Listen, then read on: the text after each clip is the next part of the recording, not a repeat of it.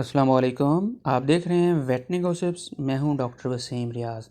आज हम डिस्कस करेंगे कि ग्रेजिंग एनिमल्स, चाहे वो कैटल हो, बफलो हो या शीप गोट हो, ग्रेजिंग एनिमल्स के अंदर कौन सा ऐसा काम करें कि हमें प्रोडक्टिविटी 100% तक मिले।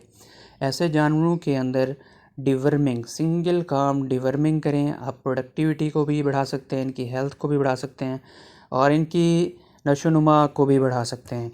अब हम किस तरह से इनकी डिवर्मिंग करवाएं?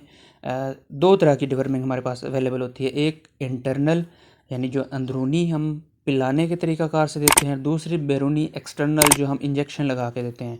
पहली जो है सबकट लगाने वाली या इंजेक्शन लगाने वाली, वो कोशिश करें कि 3 महीने में सिर्फ एक ही बार लगाएं, क्योंकि ग्रेजिंग जितने भी जानवर हैं, जो चराई वाले जानवर हैं, इनमें रेजिस्टेंस पैदा होने की रेशो बाकियों से ज़्यादा हो जाती है।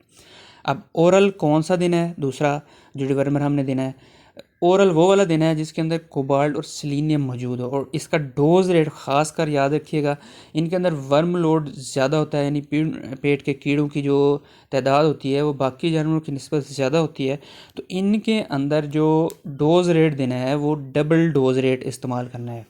फॉर एग्ज़ाम्पल, एक जानवर का डोज रेट अगर 50 ml एक दवाई का बन रहा है, तो आपने उसी जानवर के अंदर, यानी जो ग्रेजिंग वाले जानवर हैं, जो चराई वाले जानवर हैं, उसके अंदर आपने डोज रेट जो इस्तेमाल करते हैं वो उसी जानवर के अंदर 100 ml डोज रेट इस्तेमाल करना है। और 100 ml कितनी देर के बाद इस्तेमाल करना चाहिए?